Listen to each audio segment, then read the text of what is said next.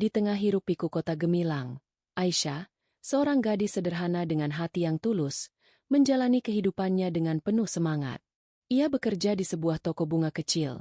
Senyumnya selalu menghiasi setiap rangkaian bunga yang ia ciptakan. Aisyah percaya pada keajaiban cinta sejati, meskipun ia tahu betul jurang perbedaan yang terbentang antara dunianya yang sederhana dan gemerlap kehidupan kota besar. Ia tak pernah menyangka takdir akan mempertemukannya dengan seseorang dari dunia yang sama sekali berbeda. Suatu sore, saat Aisyah mengantarkan pesanan bunga ke sebuah acara gala, ia bertemu dengan Bima, seorang pria mapan dan menawan dari keluarga terpandang di kota gemilang. Pertemuan mereka berawal dari insiden kecil yang canggung, namun justru menjadi percikan awal ketertarikan. Bima, yang selama ini merasa jenuh dengan kehidupan sosialita yang penuh kepalsuan, menemukan kesederhanaan dan ketulusan dalam diri Aisyah yang begitu menyegarkan. Ia tertarik pada senyum Aisyah yang murni dan mata yang memancarkan kejujuran. Bima, dengan pesonanya, mulai mendekati Aisyah. Ia sering mampir ke toko bunga Aisyah, bukan hanya untuk membeli bunga, tetapi juga untuk menghabiskan waktu berbicara dengannya. Aisyah awalnya ragu, menyadari status sosial Bima yang jauh di atasnya. Namun, ketulusan Bima perlahan meluluhkan hatinya. Bima tidak pernah memandang rendah latar belakang Aisyah, justru ia menghargai kerja keras dan kemandirian gadis itu. Perbedaan dunia mereka seolah menjadi daya tarik tersendiri. Kisah cinta mereka pun mulai bersemi, tersembunyi dari sorotan publik dan terutama dari keluarga Bima. Bima berusaha menjaga hubungan mereka tetap rahasia, karena ia tahu betul bagaimana pandangan keluarganya terhadap status sosial. Ia sering mengajak Aisyah berkencan di tempat-tempat sederhana dan jauh dari keramaian kota gemilang, menciptakan momen-momen intim yang hanya milik mereka berdua. Mereka saling berbagi impian, harapan, dan ketakutan, memperkuat ikatan emosional di antara keduanya. Cinta Aisyah dan Bima tumbuh semakin kuat, seolah perbedaan latar belakang hanyalah angin lalu. Mereka berdua percaya bahwa cinta mereka cukup kuat untuk menghadapi segala rintangan yang mungkin datang. Namun, di balik kebahagiaan yang mereka rasakan, sebuah badai besar telah menanti, terutama dari sisi keluarga Bima yang sangat menjunjung tinggi martabat dan silsilah. Mereka tidak menyadari, kebahagiaan mereka akan segera diuji oleh kekuatan yang lebih besar dari yang pernah mereka bayangkan. Cinta Aisyah dan Bima semakin mendalam, mencapai titik di mana Bima merasa tidak bisa lagi hidup tanpanya. Setelah berbulan-bulan menjalin hubungan yang serius, Bima akhirnya memutuskan untuk mengambil langkah besar, melamar Aisyah. Ia ingin menunjukkan keseriusannya, meskipun ia tahu bahwa keputusannya ini akan memicu badai di keluarganya, terutama dari sang ibu, Nyonya Amara, yang dikenal sangat selektif dan menjaga nama baik keluarga. Bima menyiapkan kejutan romantis untuk Aisyah. Bima melamar Aisyah di sebuah taman yang indah, di bawah taburan bintang, jauh dari kemewahan kota gemilang yang biasa ia kunjungi. Suasana romantis itu membuat Aisyah terharu dan bahagia tak terkira. Ia tak pernah membayangkan seorang pria seperti Bima akan bertekuk lutut dan memintanya menjadi istrinya. Aisyah dengan penuh sukacita menerima lamaran Bima. Impiannya tentang cinta sejati kini menjadi kenyataan. Cincin yang melingkar di jarinya menjadi simbol janji suci mereka. Namun, kebahagiaan mereka segera dihadapkan pada kenyataan pahit. Ketika Bima memberanikan diri memberitahukan niatnya untuk menikahi Aisyah kepada Nyonya Amara, reaksi sang ibu jauh lebih buruk dari yang ia bayangkan. Nyonya Amara sangat terkejut dan marah besar. Ia tidak bisa menerima gagasan putranya menikahi seorang wanita dari latar belakang sederhana, yang menurutnya tidak sepadan dengan martabat keluarga mereka yang terpandang di kota gemilang. Nyonya Amara melontarkan kata-kata pedas yang merendahkan Aisyah, menyebutnya tidak berpendidikan, tidak memiliki status, dan tidak pantas menjadi bagian dari keluarga mereka. Ia menganggap hubungan Bima dengan Aisyah sebagai sebuah kesalahan dan aib yang harus segera diakhiri. Bima berusaha membela Aisyah, menjelaskan ketulusan dan kebaikan hati gadis itu, namun Nyonya Amara tetap pada pendiriannya yang sombong dan keras kepala. Perdebatan sengit pun tak terhindarkan. Meskipun mendapat penolakan keras dari ibunya, Bima tetap teguh pada keputusannya. Ia berjanji kepada Aisyah bahwa ia akan memperjuangkan cinta mereka.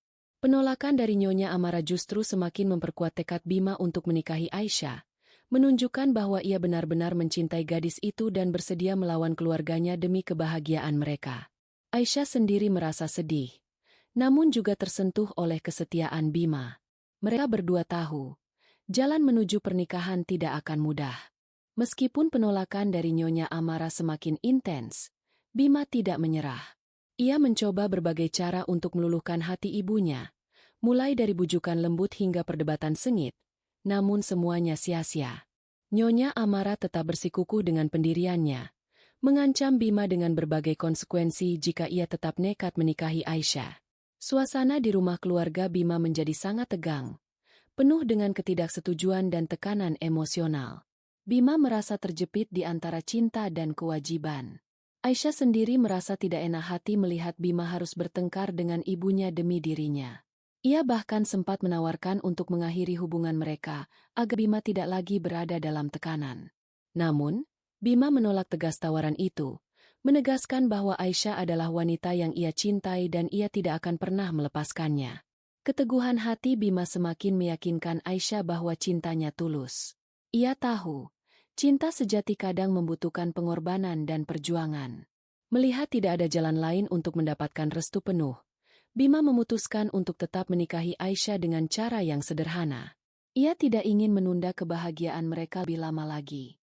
Pernikahan mereka dilangsungkan di sebuah masjid kecil di pinggiran kota Gemilang, hanya dihadiri oleh keluarga dekat Aisyah dan beberapa teman setia Bima yang mendukungnya.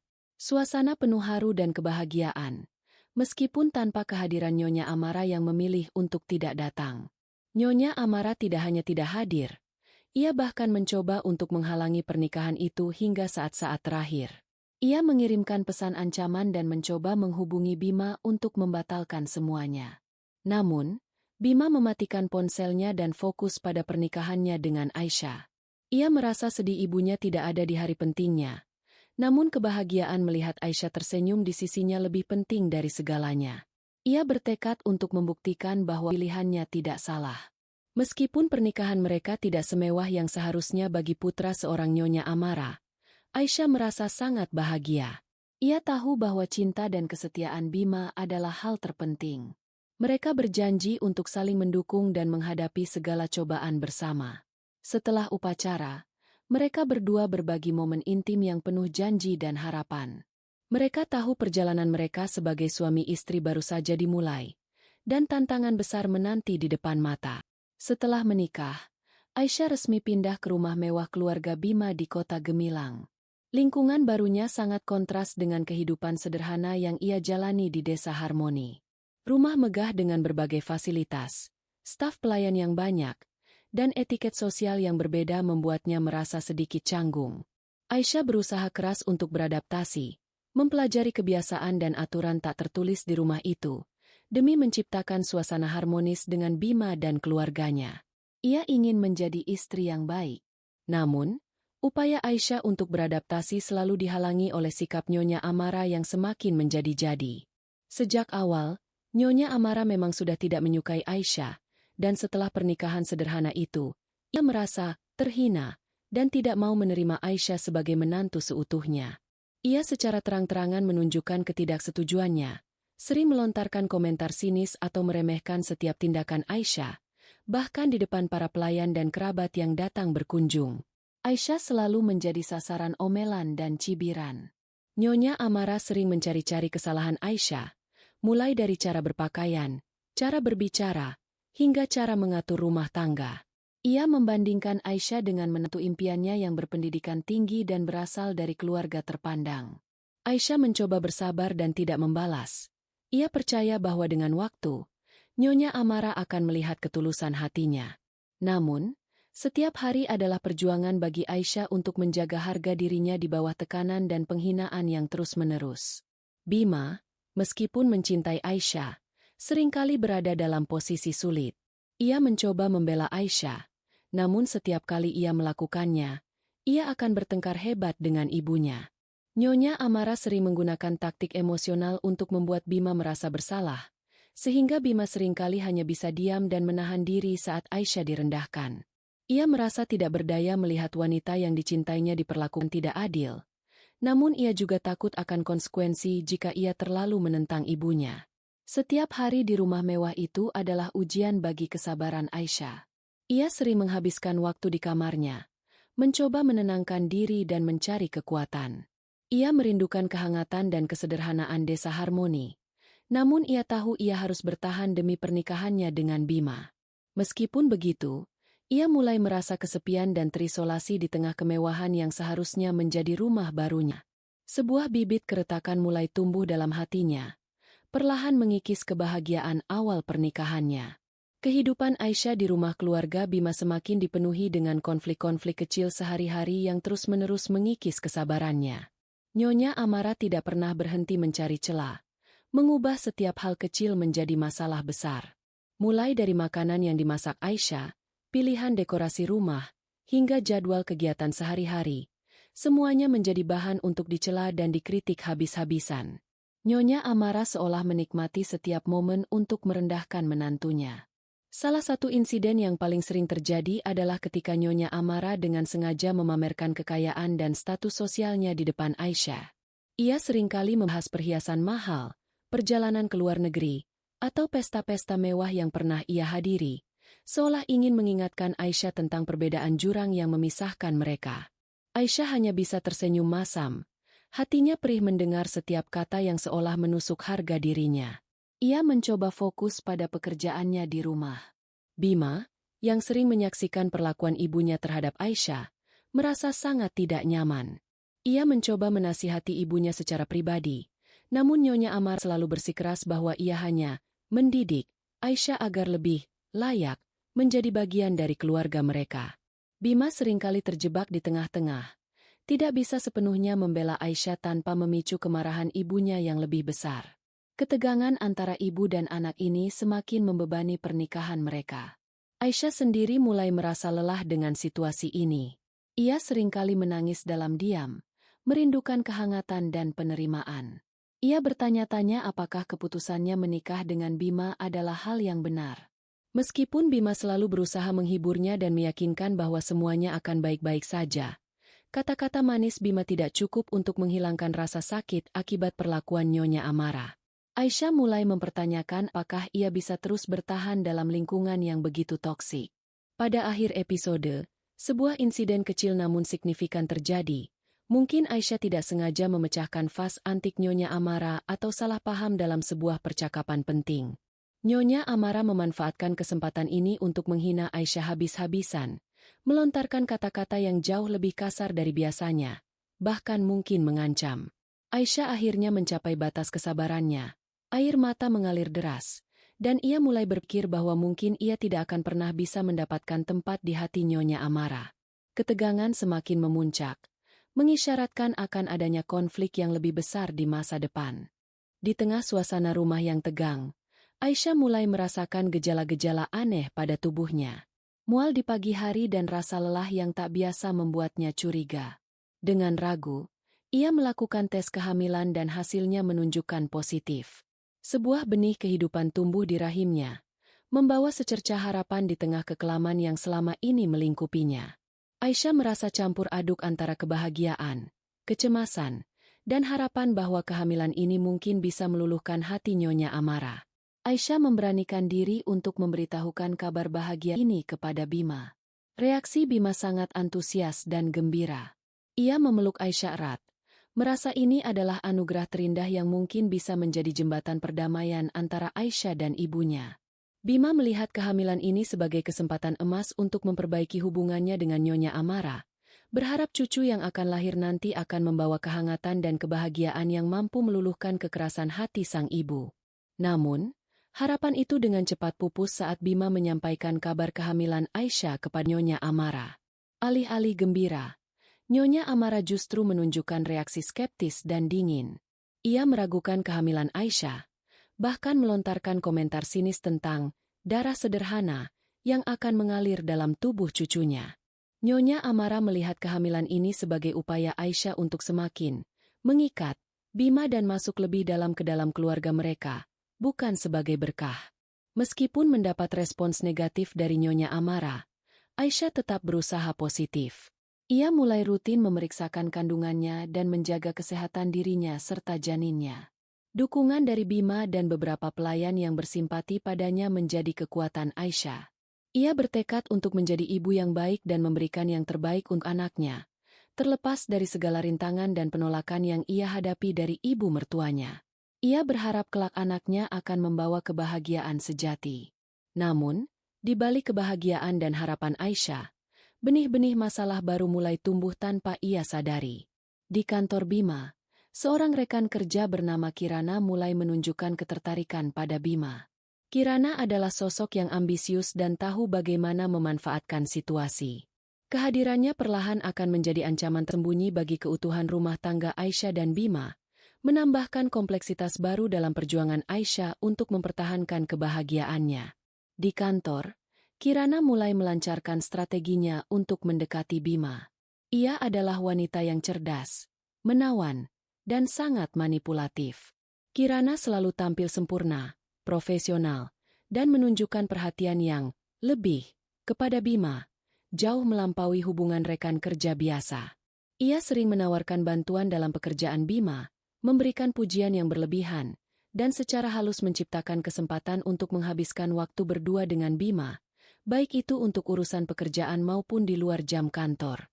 Bima, yang selama ini merasa tertekan di rumah karena konflik antara Aisyah dan Nyonya Amara, mulai menemukan kenyamanan dalam interaksinya dengan Kirana. Kirana selalu memberikan pujian, perhatian, dan seolah-olah memahami beban pikiran Bima, sesuatu yang jarang ia dapatkan di rumah. Bima merasa dihargai dan dimengerti oleh Kirana, yang pada gilirannya membuatnya semakin terbuai dalam perhatian palsu wanita itu. Ia tidak menyadari bahwa Kirana memiliki motif tersembunyi. Awalnya, Bima meyakinkan dirinya bahwa hubungannya dengan Kirana hanyalah sebatas rekan kerja profesional. Namun, Kirana sangat lihai dalam memanfaatkan celah. Ia sering mengirim pesan pribadi yang bersifat ambigu, mengajak Bima makan siang atau minum kopi dengan alasan pekerjaan, dan selalu tampil menarik. Perlahan tapi pasti, batas antara profesionalisme dan ketertarikan pribadi mulai kabur di mata Bima. Ia mulai menikmati perhatian Kirana yang terasa, ringan, dan bebas dari drama rumah tangga. Sementara itu, di rumah, Aisyah terus berusaha menjaga kandungannya dan menghadapi dinginnya sikap Nyonya Amara. Ia sering merasa kesepian dan mendambakan perhatian lebih dari Bima. Namun, Bima semakin sering pulang terlambat dengan alasan pekerjaan, atau terlihat sibuk dengan ponselnya. Aisyah, dengan kepolosannya, mencoba memahami dan tidak ingin terlalu banyak menuntut. Ia berpikir mungkin Bima memang sedang sibuk dengan pekerjaannya yang berat. Ia tidak mencurigai adanya wanita lain. Nyonya Amara, yang jeli dan licik, justru mulai menyadari perubahan sikap Bima. Ia melihat Bima yang semakin sering pulang larut dan terkadang terlihat murung atau gelisah. Meskipun ia membenci Aisyah, Nyonya Amara tidak sepenuhnya bodoh. Ia mulai melakukan penyelidikan kecil-kecilan terhadap aktivitas Bima di luar. Ironisnya, Nyonya Amara mungkin akan menjadi orang pertama yang mencium aroma perselingkuhan ini, yang kelak akan ia gunakan sebagai senjata. Kirana semakin gencar melancarkan strateginya untuk menjebak Bima dalam jaring-jaringnya. Ia memanfaatkan setiap kesempatan, baik formal maupun informal, untuk mendekati Bima. Kirana mulai sering menemani Bima dalam perjalanan bisnis keluar kota, mengklaim bahwa ia adalah asisten terbaik untuk proyek-proyek penting. Dalam perjalanan-perjalanan inilah, Kirana menciptakan suasana yang intim, jauh dari pengawasan dan tekanan keluarga Bima, membuatnya merasa semakin nyaman dan terlepas dari beban pikirannya. Kirana sangat pandai memanipulasi emosi Bima. Ia tahu bahwa Bima merasa tertekan oleh Nyonya Amara dan sering merasa tidak dihargai di rumah. Kirana justru memainkan peran sebagai pendengar yang baik, memberikan simpati dan pujian yang terus-menerus. Ia membuat Bima merasa bahwa hanya Kirana yang benar-benar memahami dirinya, yang mampu memberikan kenyamanan emosional yang selama ini ia cari. Bima yang rapuh secara emosional, semakin terjebak dalam perangkap Kirana. Rayuan dan perhatian Kirana yang tak henti-hentinya mulai membuahkan hasil. Bima, yang merasa kesepian dan haus akan pengakuan, akhirnya menyerah pada godaan Kirana. Mereka mulai menjalin hubungan terlarang, Sebuah perselingkuhan yang tersembunyi di balik profesionalisme. Bima diliputi perasaan bersalah. Namun ia tidak mampu melepaskan diri dari pesona Kirana yang membuatnya merasa hidup kembali. Ia mencari pelarian dalam hubungan terlarang ini. Di sisi lain, Aisyah mulai merasa ada sesuatu yang tidak beres. Bima semakin sering pulang malam. Bahkan kadang tidak pulang sama sekali dengan alasan ada pekerjaan mendesak di luar kota. Ketika di rumah, Bima terlihat gelisah dan seringkali menyendiri dengan ponselnya. Aura kebahagiaan dan kehangatan yang dulu ia rasakan dari Bima perlahan memudar. Aisyah mencoba berbicara dengan Bima, namun Bima selalu menghindar atau memberikan alasan yang tidak masuk akal, membuatnya semakin curiga. Aisyah mencoba mencari tahu kebenaran, namun ia tidak memiliki bukti kuat. Ia mulai mengamati gerak-gerik Bima dengan lebih cermat, merasakan adanya jarak emosional yang semakin besar. Sementara itu, Kirana menikmati kemenangannya secara diam-diam. Ia merasa berhasil menarik Bima ke dalam genggamannya dan merencanakan langkah selanjutnya untuk sepenuhnya merebut Bima dari Aisyah. Hubungan terlarang ini menjadi bom waktu yang siap meledak dan menghancurkan kehidupan Aisyah. Intuisi seorang istri memang tak pernah salah. Aisyah semakin merasakan adanya aura ketidakjujuran dari Bima. Meskipun Bima berusaha menyembunyikan perselingkuhannya dengan Kirana, perubahan sikap, kebiasaan, dan ekspresi wajahnya tidak bisa menipu hati Aisyah. Bima seringkali terlihat linglung, menjawab pertanyaan Aisyah dengan jawaban yang tidak meyakinkan, dan menghindari kontak mata. Suasana di rumah menjadi dingin dan canggung, jauh dari kehangatan yang seharusnya ada di antara pasangan suami istri, apalagi dengan Aisyah yang sedang hamil. Aisyah mulai menemukan beberapa kejanggalan kecil, seperti tagihan makan malam di restoran mewah yang tidak pernah ia kunjungi bersama Bima, atau parfum wanita yang samar-samar tercium di kemeja Bima. Setiap temuan kecil ini semakin memperkuat kecurigaannya. Aisyah mencoba menahan diri untuk tidak langsung menuduh. Ia ingin mencari bukti yang lebih kuat sebelum berbicara dengan Bima. Rasa takut akan kebenaran menghantuinya setiap saat, membuatnya sulit tidur dan makan. Ketegangan antara Aisyah dan Bima semakin terasa. Bima seringkali pulang larut malam dengan berbagai alasan pekerjaan, dan jika sudah di rumah, ia akan menghabiskan waktu di kamar kerjanya atau bermain ponsel. Ia menghindari percakapan mendalam dengan Aisyah, takut rahasianya terbongkar. Aisyah merasa terabaikan dan kesepian. Ia sangat membutuhkan dukungan Bima di masa kehamilannya yang rentan ini. Namun, Bima semakin menjauh, baik secara fisik maupun emosional. Nyonya Amara, yang memang tidak pernah menyukai Aisyah, justru menikmati pemandangan keretakan rumah tangga putranya.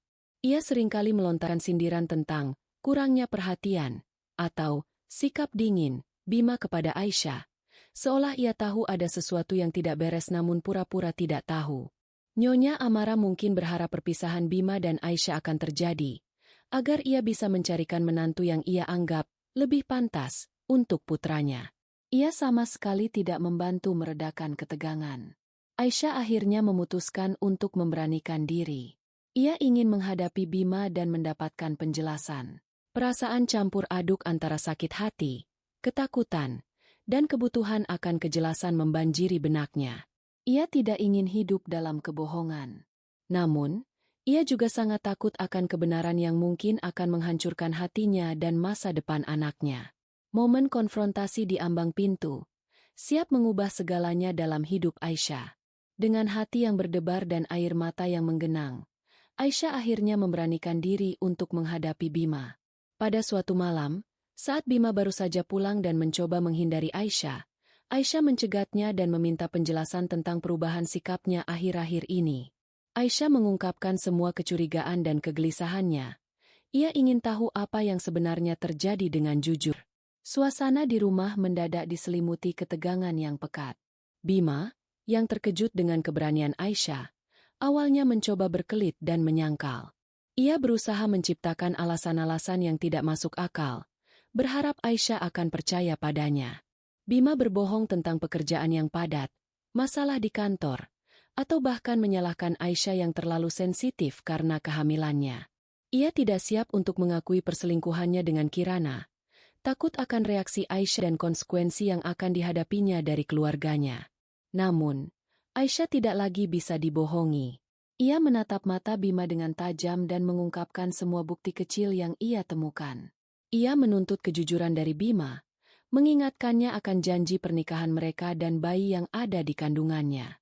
Suara Aisyah bergetar menahan tangis. Ia sangat berharap Bima akan mengakui kesalahannya dan kembali kepadanya. Sebuah harapan kecil masih tersisa di hatinya bahwa semua ini hanyalah kesalahpahaman.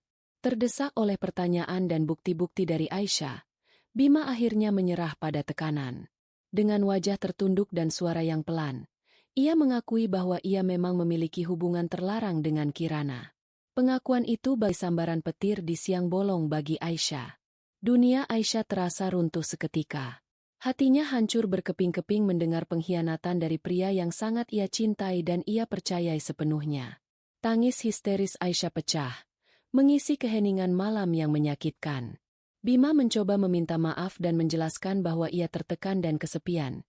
Namun semua alasan itu tidak bisa menembus dinding kesakitan yang dirasakan Aisyah. Pengkhianatan itu terlalu dalam. Aisyah merasakan sakit yang teramat sangat, bukan hanya untuk dirinya sendiri, tetapi juga untuk bayi yang ia kandung. Malam itu, di rumah mewah yang seharusnya menjadi surga mereka, berubah menjadi medan perang emosional yang menghancurkan impian dan masa depan Aisyah. Ia tahu, hidupnya tidak akan pernah sama lagi setelah pengakuan Bima. Di tengah badai emosi pasca pengakuan Bima, Aisyah harus menghadapi cobaan lain, persalinan yang tiba-tiba. Tekanan mental dan fisik yang ia alami memicu kontraksi lebih awal. Bima, yang diliputi rasa bersalah, bergegas membawa Aisyah ke rumah sakit di kota Gemilang. Suasana di ruang bersalin penuh dengan ketegangan. Aisyah berjuang keras dengan rasa sakit dan beban di hatinya, sementara Bima berdiri di sampingnya, mencoba memberikan dukungan yang tulus, namun rasa bersalah masih membelenggunya. Setelah perjuangan panjang, Farel, putra pertama Aisyah dan Bima, akhirnya lahir. Tangis bayi yang nyaring seharusnya membawa kebahagiaan tak terkira, namun kelegaan itu hanya sesaat. Ekspresi tim dokter dan perawat berubah serius, mengisyaratkan ada sesuatu yang tidak beres. Bima dan Aisyah saling pandang dengan cemas. Naluri orang tua mereka merasakan ada firasat buruk. Kebahagiaan yang baru saja muncul mendadak berubah menjadi kecemasan yang mencekam. Dokter kemudian menghampiri mereka dengan raut wajah prihatin. Dengan hati-hati, dokter menjelaskan bahwa Farel terlahir dengan kondisi khusus, sebuah cacat bawaan yang membutuhkan perawatan dan perhatian ekstra seumur hidupnya. Vonis itu bagai hantaman keras bagi Aisyah dan Bima. Dunia Aisyah terasa runtuh kedua kalinya dalam waktu singkat. Ia memeluk Farel erat.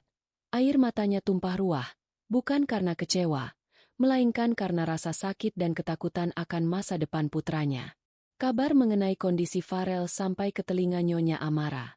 Ia datang ke rumah sakit bukan dengan simpati, melainkan dengan kemarahan dan kekejaman. Nyonya Amara langsung menghampiri Aisyah di ruang rawat, melontarkan kata-kata pedas yang menyalahkan Aisyah atas kondisi Farel.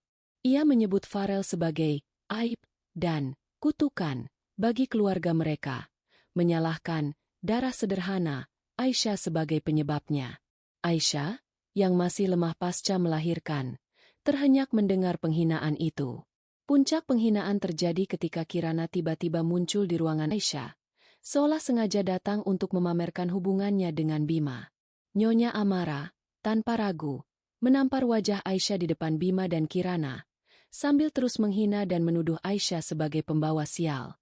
Bima, yang seharusnya membela istrinya, hanya bisa terdiam membeku, tak mampu berbuat apa-apa. Pengkhianatan dan penghinaan yang bertubi-tubi itu membuat Aisyah menyadari satu hal, ia tidak bisa lagi bertahan.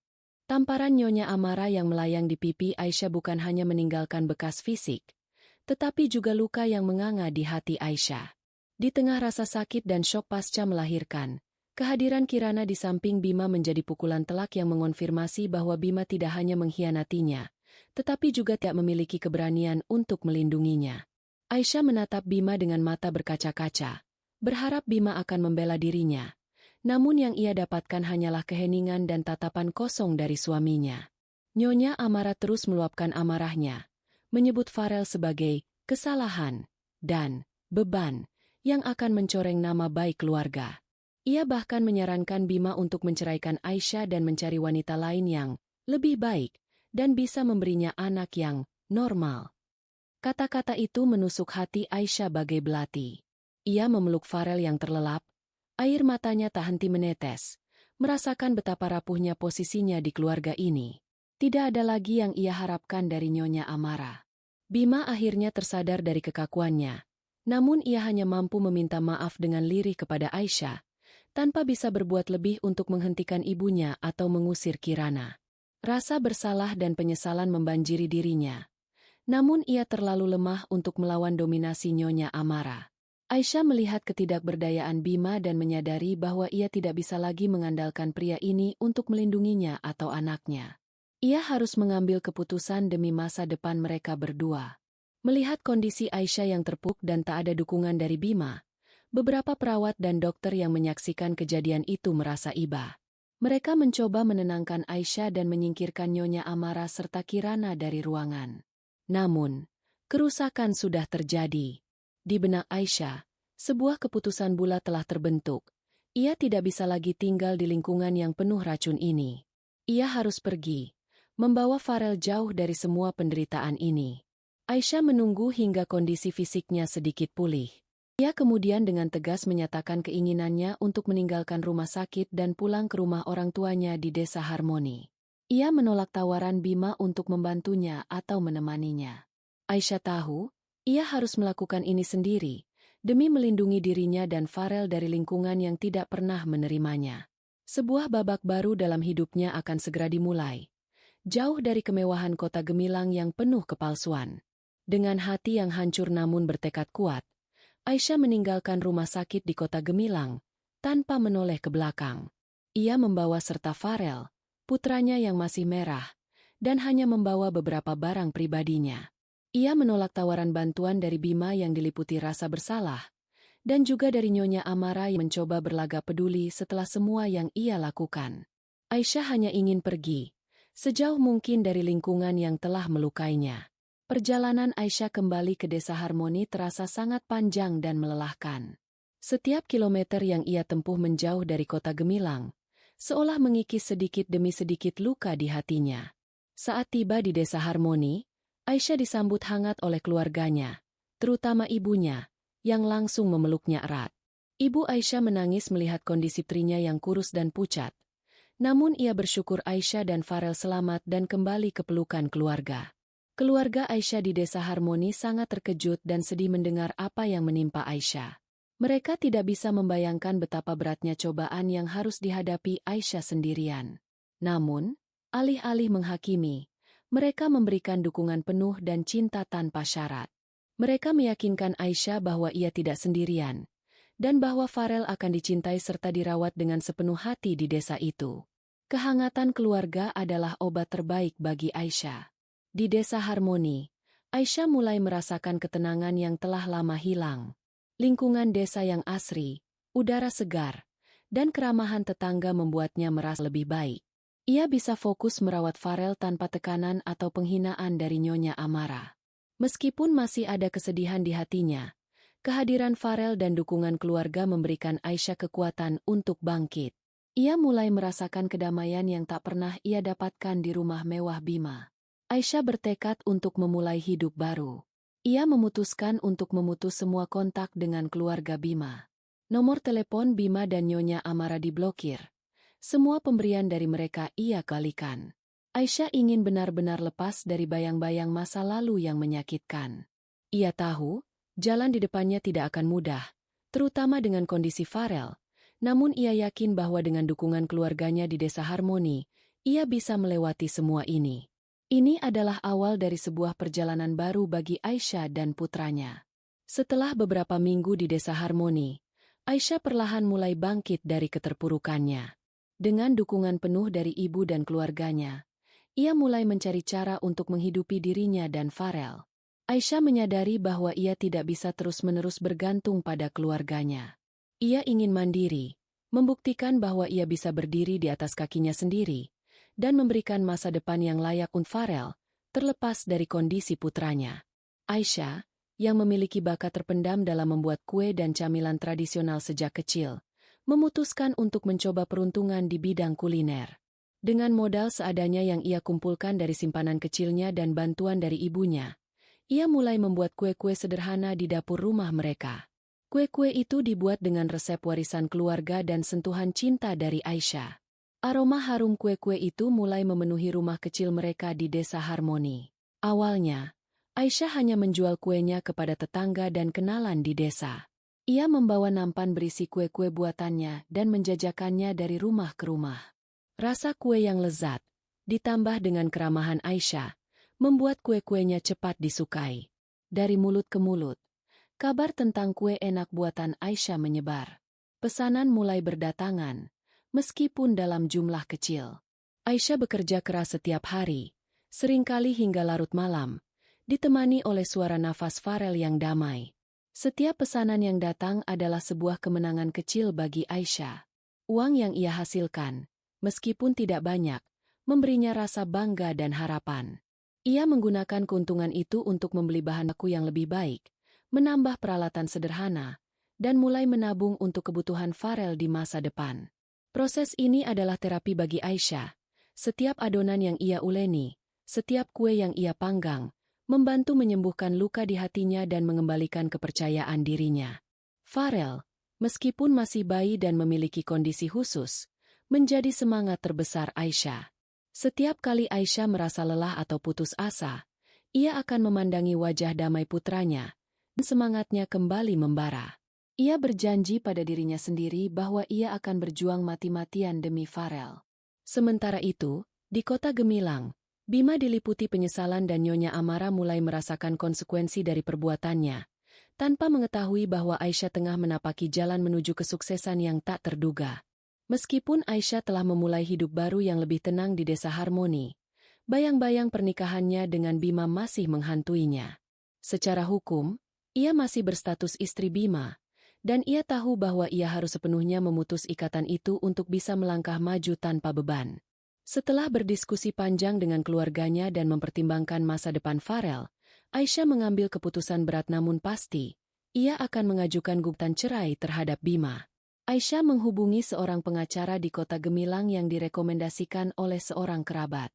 Proses pengajuan gugatan cerai tidak mudah, terutama karena melibatkan keluarga Bima yang memiliki pengaruh besar. Pengacara Aisyah menjelaskan berbagai kemungkinan yang akan terjadi, termasuk kemungkinan Nyonya Amara akan mencoba mempersulit prosesnya. Aisyah sudah siap menghadapi segala rintangan.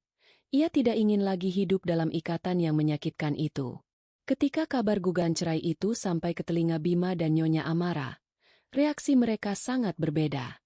Bima diliputi rasa sedih dan penyesalan yang mendalam. Ia sebenarnya tidak ingin berpisah dari Aisyah, meskipun ia tahu ia telah berbuat salah besar. Ia mencoba menghubungi Aisyah untuk memohon maaf dan mencoba memperbaiki semuanya. Namun Aisyah menolak semua kontak. Bima merasa kehilangan dan kosong, menyadari betapa berharga Aisyah bagi hidupnya. Di sisi lain, Nyonya Amara justru merasa ada campuran lega dan marah. Ia lega karena Aisyah akan pergi sepenuhnya dari kehidupan putranya. Namun ia juga marah karena Aisyah berani mengambil tindakan hukum dan mencoreng nama baik keluarga mereka dengan gugatan cerai. Nyonya Amara bertekad untuk mempersulit proses perceraian ini, menunjukkan kekuasaannya dan membuat Aisyah menyesali keputusannya. Ia bahkan mengancam akan mengambil hak asuh Farel. Aisyah tetap teguh pada pendiriannya. Ia hadir dalam setiap persidangan, menghadapi Nyonya Amara dengan ketenangan dan martabat. Ia tidak terpancing emosi meskipun Nyonya Amara terus melontarkan penghinaan. Aisyah hanya ingin keadilan dan kebebasan. Proses perceraian yang panjang dan melelahkan itu akhirnya mencapai puncaknya, dan Aisyah berdiri di ambang pintu sebuah kehidupan baru, bebas dari bayang-bayang masa lalu, siap untuk membangun kebahagiaannya sendiri bersama Farel. Setelah resmi bercerai dari Bima, sebuah beban berat terangkat dari pundak Aisyah. Ia merasakan kebebasan yang belum pernah ia rasakan sebelumnya. Kini, seluruh fokus dan energinya tertuju pada Farel dan pengembangan usaha kue kecilnya di Desa Harmoni.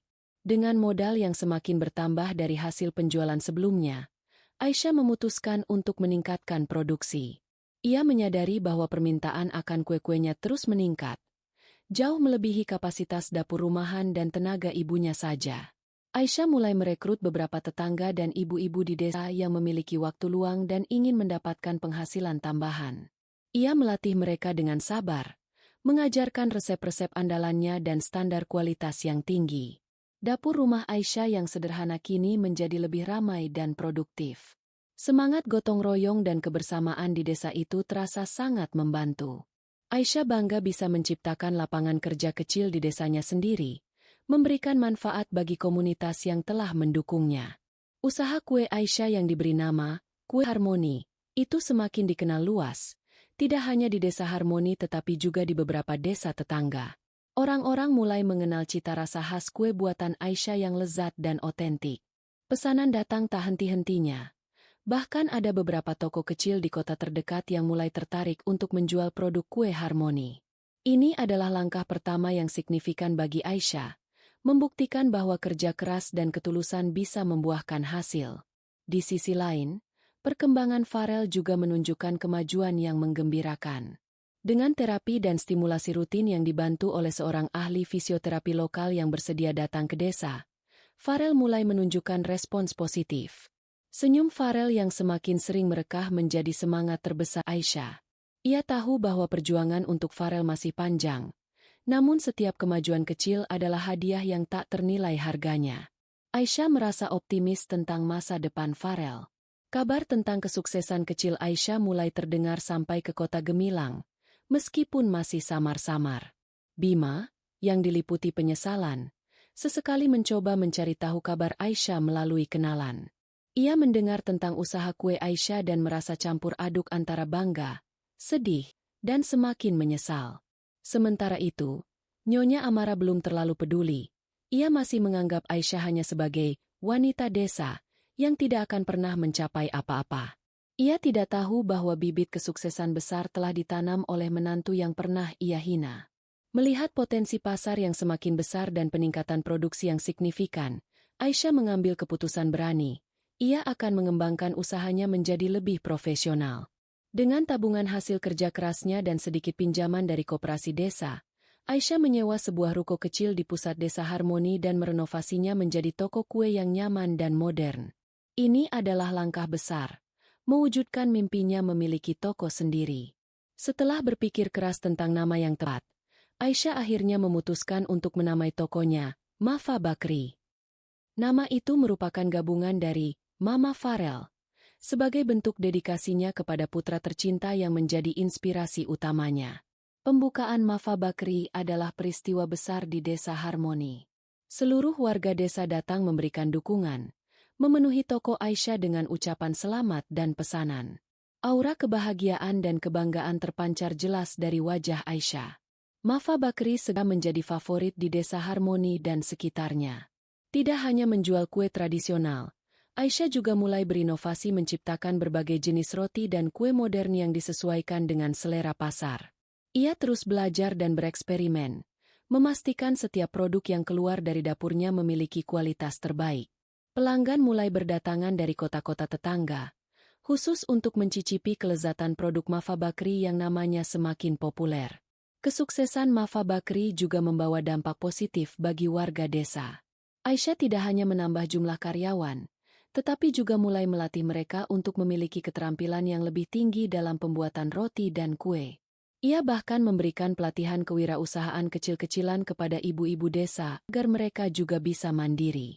Aisyah tidak hanya membangun bisnis, tetapi juga membangun komunitas di sekitarnya, berbagi kesuksesan dengan orang-orang yang telah mendukungnya.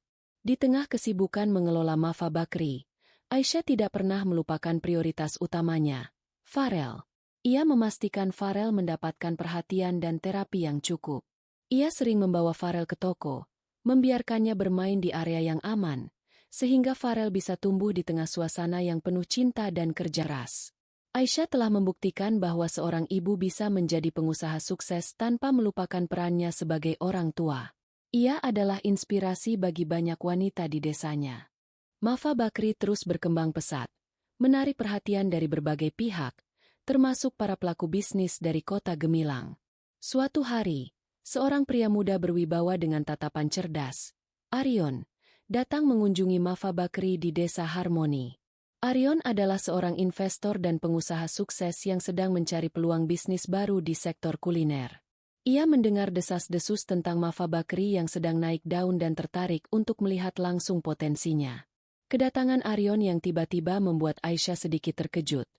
Namun ia tetap bersikap profesional.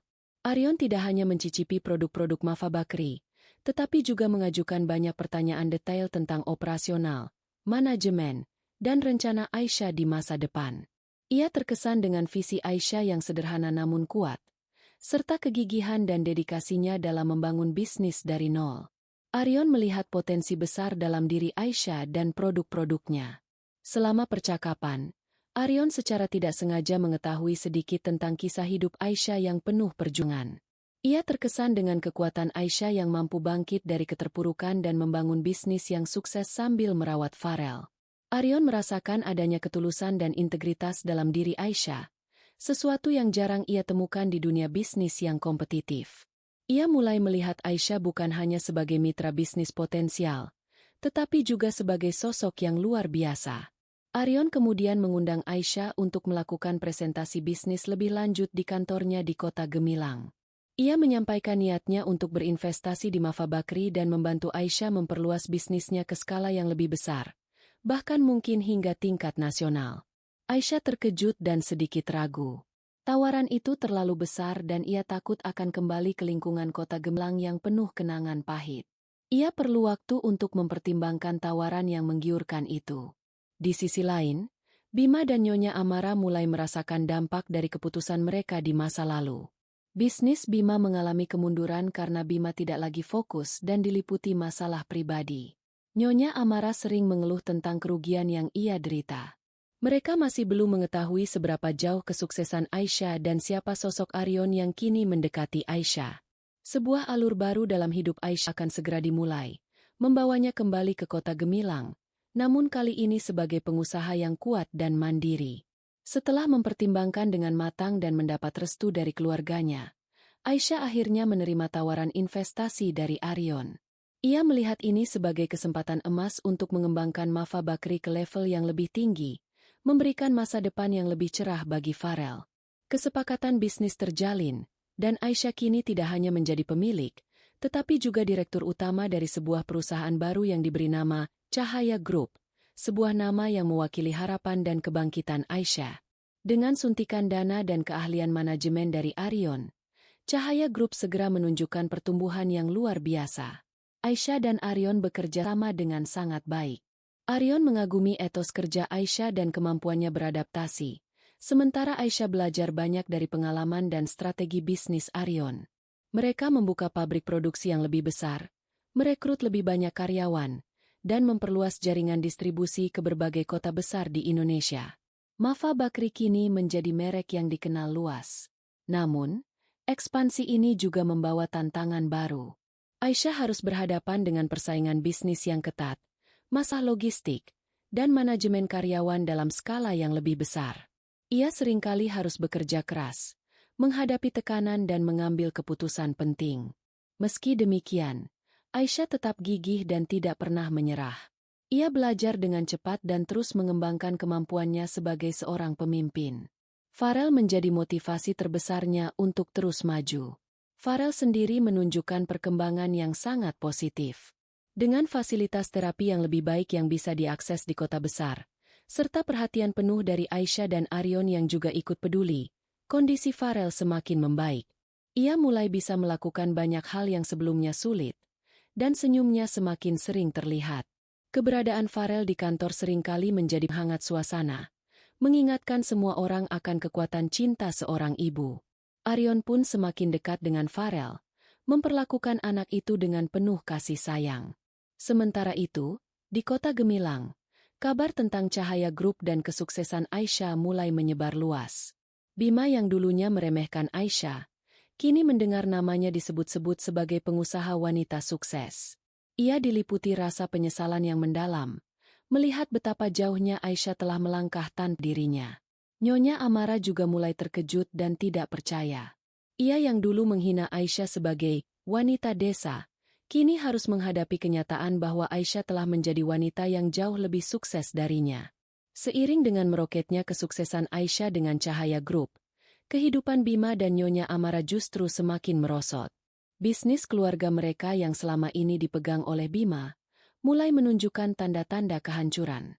Keputusan bisnis yang salah, kurangnya fokus dari Bima akibat masalah pribadinya, serta intrik dari Kirana yang hanya mengejar keuntungan pribadi, menjadi penyebab utama kemunduran itu.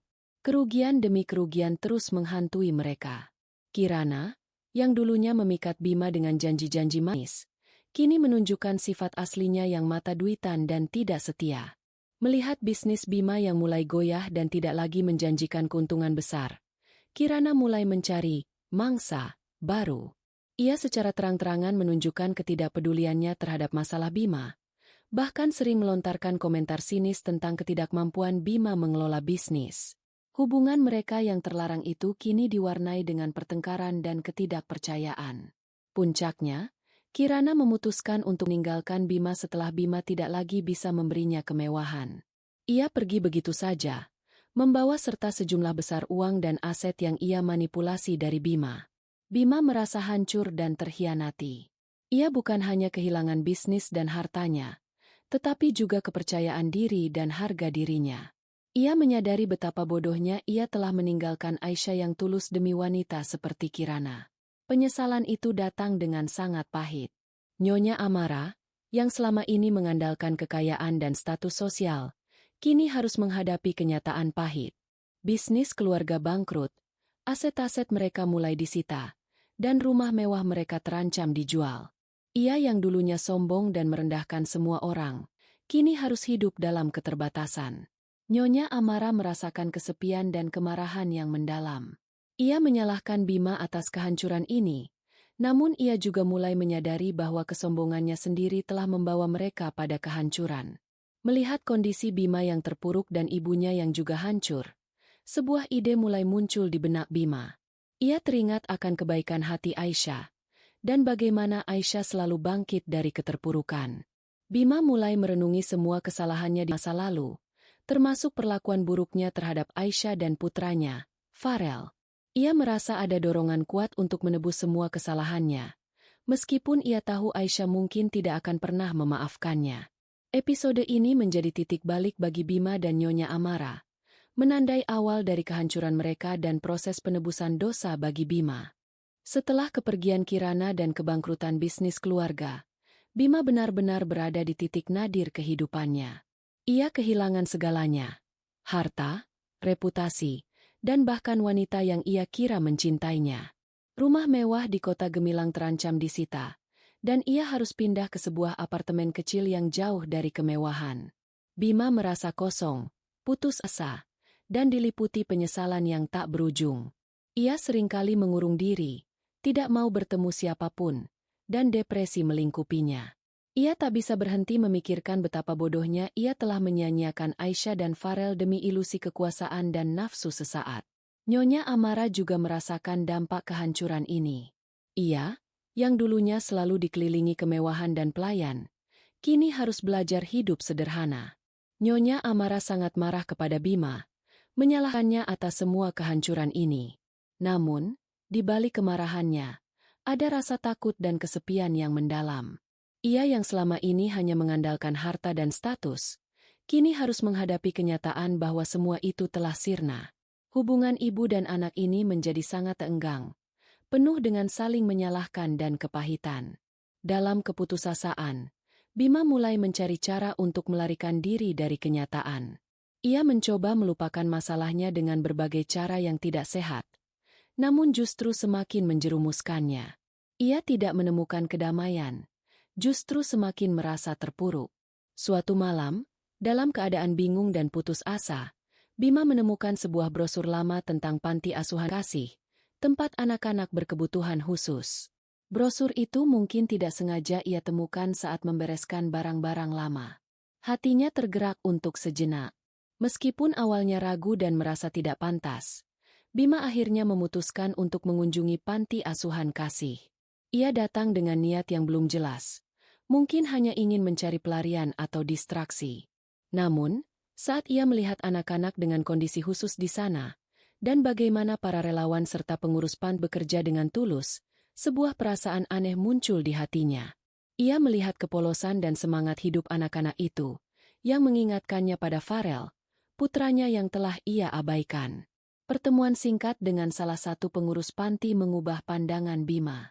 Pengurus itu berbicara tentang kekuatan cinta, pengampunan, dan bagaimana setiap orang memiliki kesempatan untuk memperbaiki diri. Kata-kata itu menusuk hati Bima. Sebuah benih penebusan dosa mulai tumbuh di benaknya. Bima menyadari bahwa untuk benar-benar bangkit, ia harus menghadapi masa lalunya dan menebus kesalahannya. Ia mulai berpikir untuk menjadi relawan di sana, bukan untuk melarikan diri, tetapi untuk mencari makna baru dalam hidupnya. Setelah perenungan panjang, Bima akhirnya memutuskan untuk kembali ke panti asuhan kasih dan mengajukan diri sebagai relawan. Keputusannya ini mengejutkan pengurus panti, mengingat latar belakangnya yang dulu sangat kontras. Bima tidak meminta apa-apa, ia hanya ingin membantu dan belajar. Ia memulai dengan tugas-tugas sederhana, membersihkan area panti, membantu menyiapkan makanan, dan sesekali menemani anak-anak bermain. Awalnya, Bima merasa canggung dan tidak terbiasa dengan lingkungan panti yang sederhana. Ia juga masih bergumul dengan rasa bersalah dan rendah diri. Namun, seiring berjalannya waktu, ia mulai menemukan kenyamanan di sana. Ia melihat senyum polos anak-anak dan ketulusan para relawan lain. Mereka tidak memandang Bima dari masa lalunya yang kelam, tetapi menerima dia apa adanya sebagai sesama manusia yang ingin berbuat baik. Bima mulai merasakan ketenangan batin yang telah lama hilang. Interaksi dengan anak-anak panti memiliki dampak besar pada Bima. Ia mulai belajar kesabaran, empati, dan cara berkomunikasi dengan anak-anak berkebutuhan khusus. Setiap kali ia membantu seorang anak tersenyum atau mencapai kemajuan kecil, hatinya terasa hangat. Terutama, ia sering memikirkan Farel, putranya. Setiap anak di panti mengingatkannya pada Farel, dan ia berharap suatu hari nanti ia bisa bertemu Farel lagi dan menebus semua kesalahannya sebagai seorang ayah. Nyonya Amara, yang masih terpuruk dalam kehancuran, tidak menyetujui keputusan Bima menjadi relawan. Ia menganggapnya sebagai tindakan yang tidak berguna dan tidak sesuai dengan kelas mereka. Nyonya Amara terus mendesak Bima untuk mencari pekerjaan yang lebih layak dan fokus mengembalikan kekayaan keluarga. Perdebatan sengit sering terjadi di antara mereka, semakin memperlebar jurang komunikasi. Nyonya Amara tidak mengerti bahwa Bima sedang mencari penebusan, bukan harta. Meskipun ditentang oleh ibunya, Bima tetap teguh pada pilihannya. Ia merasa bahwa menjadi relawan adalah panggilan jiwanya, sebuah cara untuk memperbaiki dirinya dan memberikan makna pada kehidupannya yang hancur. Ia mulai menemukan kedamaian dalam memberi dan melayani. Proses ini adalah awal dari transformasi Bima, dari seorang pria sombong dan egois menjadi seseorang yang lebih rendah hati dan penuh kasih. Ia perlahan mulai menemukan arah baru dalam hidupnya yang jauh lebih berarti. Sementara Bima memulai perjalanan penebusannya di panti asuhan kasih, Nyonya Amara justru semakin terpuruk dalam kesendirian dan penyesalan.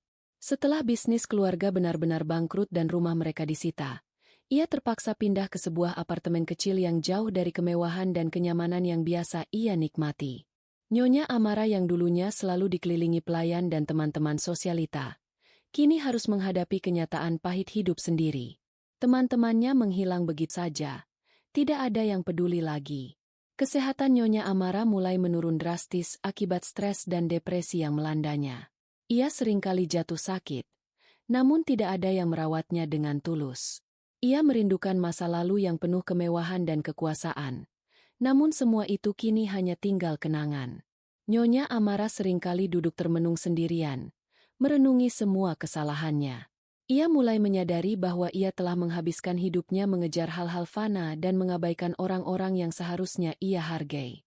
Dalam kesendiriannya, pikiran Nyonya Amara seringkali kembali kepada Aisyah dan Farel. Ia teringat bagaimana ia telah menghina Aisyah, menamparnya, dan mengusirnya dari rumah. Ia ingat kata-kata kejam yang ia lontarkan kepada Farel. Sebuah penyesalan yang mendalam mulai merayapi hatinya. Nyonya Amara menyadari bahwa ia telah kehilangan menantu yang tulus dan cucu yang berhak atas kasih sayangnya. Semua karena kesombongan dan keangkuhannya. Nyonya Amara kadang mencoba menghubungi Bima, bukan untuk meminta maaf, tetapi untuk melampiaskan kemarahannya atau memintanya kembali ke kehidupan lamanya. Namun, Bima yang kini sibuk dengan kegiatan relawannya, tidak bisa lagi memenuhi tuntutan ibunya. Hubungan mereka semakin renggang. Nyonya Amara merasa semakin ditinggalkan dan terisolasi. Tidak ada lagi yang bisa ia kendalikan. Ia yang dulunya penuh kekuasaan, kini merasa sangat tidak berdaya. Kesehatan Nyonya Amara terus memburuk. Di akhir episode, ia ditemukan pingsan di apartemennya oleh seorang tetangga. Ia dilarikan ke rumah sakit, namun kondisinya sangat kritis. Nyonya Amara terbaring lemah di ranjang rumah sakit, sendiri, merenungi hidupnya yang penuh dengan penyesalan. Ia belum sempat meminta maaf kepada Aisyah dan Farel, dan waktu semakin menipis. Kisah Nyonya Amara menjadi pengingat pahit tentang bagaimana kesombongan bisa menghancurkan segalanya.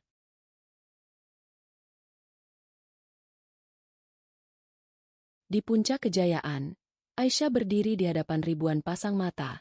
Sorotan lampu menerangi panggung megah di sebuah acara penghargaan bergengsi di kota Gemilang.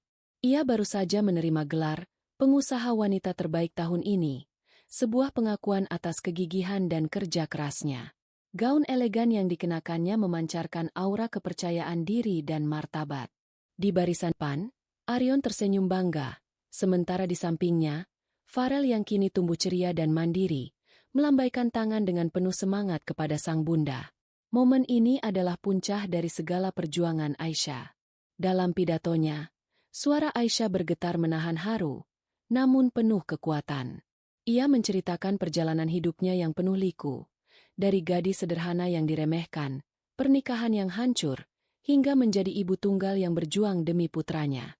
Aisyah tidak ragu untuk menyebutkan bagaimana ia bangkit dari keterpurukan, menemukan kekuatan dalam diri sendiri, dan membangun cahaya grup dari nol.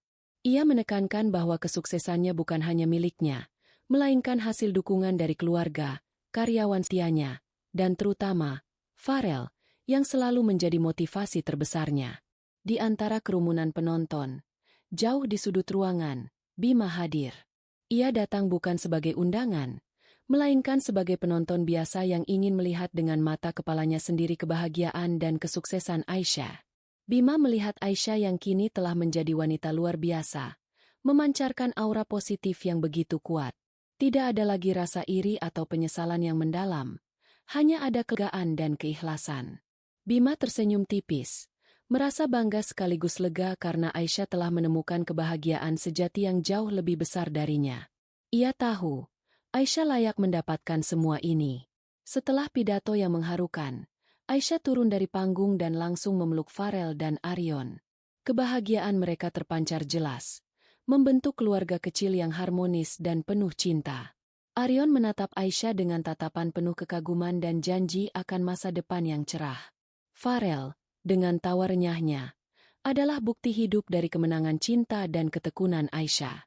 Mereka bertiga berjalan beriringan, melambangkan kebahagiaan yang telah mereka bangun bersama. Cahaya grup di bawah kepemimpinan Aisyah terus berkembang, tidak hanya di bidang kuliner, tetapi juga merambah ke berbagai sektor lain, selalu dengan misi memberdayakan masyarakat. Aisyah telah membuktikan bahwa keterpurukan hanyalah batu loncatan menuju ketinggian yang tak terduga. Ia menjadi inspirasi bagi jutaan orang, sebuah bukti nyata bahwa cinta sejati, ketulusan, dan kerja keras akan selalu membawa pada kebahagiaan sejati dan cahaya masa depan.